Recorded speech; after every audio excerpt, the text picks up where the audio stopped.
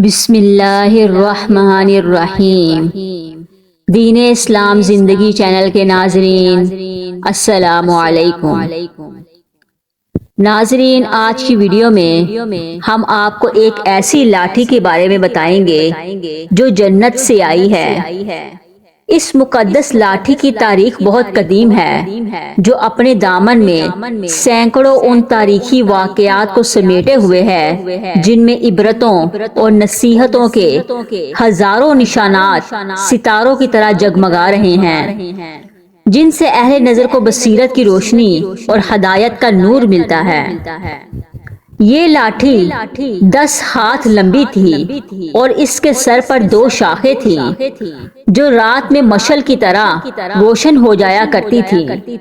یہ جنت کے درخت پیلو کی لکڑی سے بنائی گئی تھی اور اس کو حضرت آدم علیہ السلام بہشت سے اپنے ساتھ لائے تھے،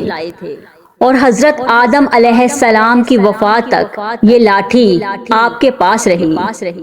حضرت آدم علیہ السلام کے بعد یہ مقدس عصا حضرات انبیاء کرام علیہ السلام کو یکے بعد دیگرے بطور میراث کے ملتا رہا، یہاں تک کہ حضرت شعیب علیہ السلام کو ملا جو قوم مدین کے نبی تھے۔ جب حضرت موسیٰ علیہ السلام مصر سے ہجرت فرما کر مدین تشریف لے گئے اور حضرت شعیب علیہ السلام نے اپنی صاحبزادی حضرت بی بی صفورہ رضی اللہ عنہا سے آپ کا نکاح فرما دیا، اور حضرت موسیٰ علیہ السلام 10 برس تک حضرت شعیب علیہ السلام کی خدمت میں رہ کر آپ کی بکریاں چراتے رہے۔ اس وقت حضرت شعیب علیہ السلام نے حکم خداوندی کے مطابق آپ کو یہ مقدس عصا عطا فرمایا۔ پھر جب آپ اپنی زوجہ محترمہ کو لے کر مدین سے مصر اپنے وطن کے لیے روانہ ہوئے اور وادی مقدس مقام طویٰ میں پہنچے تو اللہ تعالیٰ نے اپنی تجلی سے آپ کو سرفراز فرما کر منصب رسالت کے شرف سے سربلند فرمایا۔ اس وقت اللہ تعالیٰ نے حضرت موسیٰ علیہ السلام سے جس طرح کلام فرمایا، قرآن مجید میں اس کا اس طرح ذکر ہے، اور یہ تیرے دانے ہاتھ میں کیا ہے اے موسیٰ؟ عرض کی یہ میرا عصا ہے، میں اس پر تکیہ لگاتا ہوں اور اس سے اپنی بکریوں پر پتے جھاڑتا ہوں، اور میرے اس میں اور کام ہیں۔ حضرت علامہ ابو البرکات عبداللہ بن احمد نصفی علیہ رحمت اللہ نے فرمایا کہ یہاں دوسرے کاموں سے مراد یہ ہیں کہ اس لاٹھی کو ہاتھ میں لے کر اس کے ذریعے سہارے سے چلنا، اس سے بات چیت کر کے دل بہلانا، دن میں اس لاٹھی کا درخت بن کر آپ پر سایہ کرنا، رات میں اس کی دونوں شاخوں کا روشن ہو کر آپ کو روشنی دینا، اس سے دشمنوں، درندوں اور سانپوں، بچھوؤں کو مارنا، کنویں سے پانی بھرنے کے وقت اس کا رسی بن جانا اور اس کی دونوں شاخوں کا ڈول بن جانا، بوقت ضرورت اس کا درخت بن کر حسب خواہش پھل دینا، اس کو زمین میں گاڑ دینے سے پانی نکل آنا، یہ سب اس مقدس لاٹھی کے معجزات ہیں۔ حضرت موسیٰ علیہ السلام اس مقدس لاٹھی سے مذکورہ بالا کام نکالتے رہے، مگر جب آپ فرعون کے دربار میں ہدایت فرمانے کی غرض سے تشریف لے گئے اور اس نے آپ کو جادوگر کہہ کر جھٹلایا تو آپ کے اس عصا کے ذریعے بڑے بڑے معجزات کا ظہور شروع ہو گیا۔ اس کا واقعہ کچھ اس طرح ہے کہ فرعون نے ایک میلہ لگوایا اور اپنی پوری سلطنت کے جادوگروں کو جمع کر کے حضرت موسیٰ علیہ السلام کو شکست دینے کے لیے مقابلہ پر لگا دیا،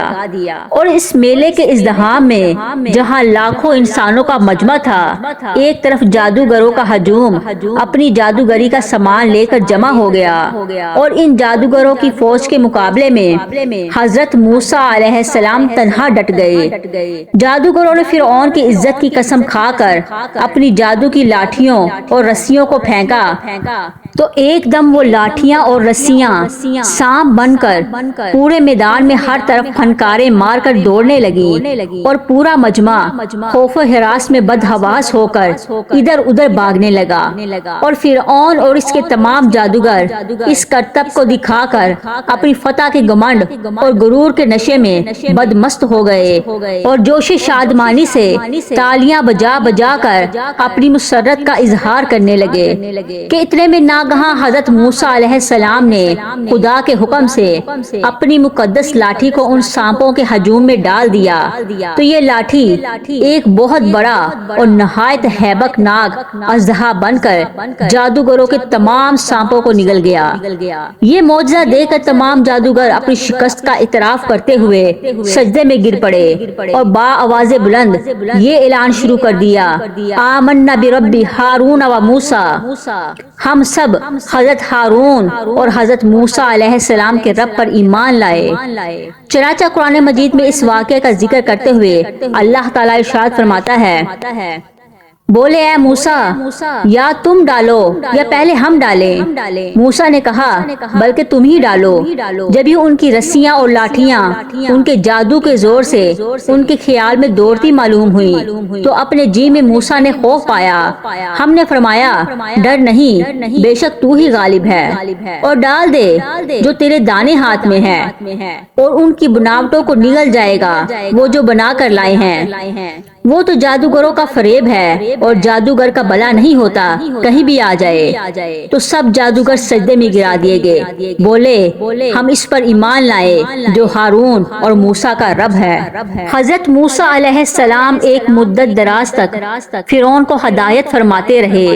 اور آیات و معجزات دکھاتے رہے، مگر اس نے حق کو قبول نہیں کیا بلکہ اور زیادہ اس کی شرارت و شرکسی بڑھتی رہی، اور بنی اسرائیل نے چونکہ اس کی خدائی کو تسلیم نہیں کیا اس لیے اس نے ان مومنین کو بہت زیادہ ظلم و ستم کا نشانہ بنایا۔ اس دوران میں ایک دم حضرت موسیٰ علیہ السلام پر وحی اتری کہ آپ اپنی قوم بنی اسرائیل کو اپنے ساتھ لے کر رات میں مصر سے ہجرت کر جائیں۔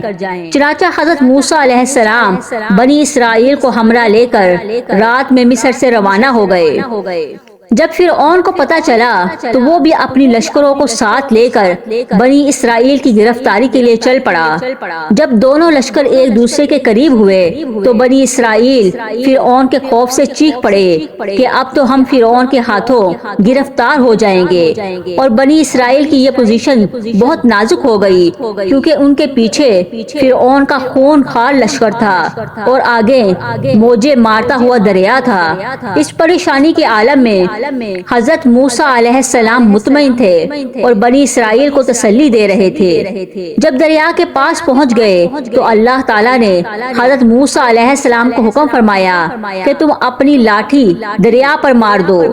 چنانچہ جو ہی آپ نے دریا پر لاٹھی ماری تو فوراً ہی دریا میں 12 سڑکیں بن گئی اور بنی اسرائیل ان سڑکوں پر چل کر سلامتی کے ساتھ دریا سے پار نکل گئے۔ فرعون جب دریا کے قریب پہنچا اور اس نے دریا کی سڑکوں کو دیکھا تو وہ بھی اپنے لشکروں کے ساتھ ان سڑکوں پر چل پڑا، مگر جب فرعون اس کا لشکر دریا کے بیچ میں پہنچا تو اچانک دریا موجیں مارنے لگا اور سب سڑکیں ختم ہو گئیں اور فرعون اپنے لشکروں سمیت دریا میں غرق ہو گیا۔ بنی اسرائیل کا اصل وطن ملک شام تھا، لیکن حضرت یوسف علیہ السلام کے دور حکومت میں یہ لوگ مصر میں آ کر آباد ہو گئے اور ملک شام پر قوم عمالقہ کا تسلط اور قبضہ ہو گیا جو بدترین قسم کے کفار تھے۔ اب فرعون دریائے نیل میں غرق ہو گیا اور حضرت موسیٰ علیہ السلام کو فرعون کے خطرات سے اطمینان ہو گیا تو اللہ تعالیٰ نے حکم دیا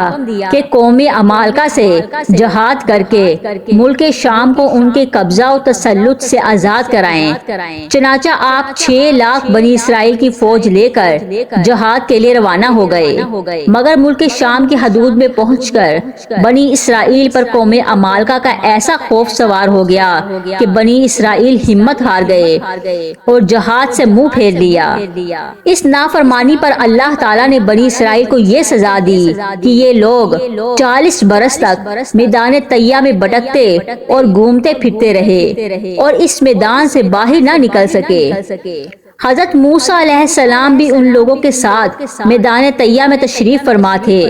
جب بنی اسرائیل اس بے آب و گیا میدان میں بھوک و پیاس کی شدت سے بے قرار ہو گئے تو اللہ تعالیٰ نے حضرت موسیٰ علیہ السلام کی دعا سے ان لوگوں کے کھانے کے لیے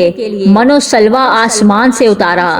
من شہد کی طرح ایک قسم کا حلوہ تھا اور سلوہ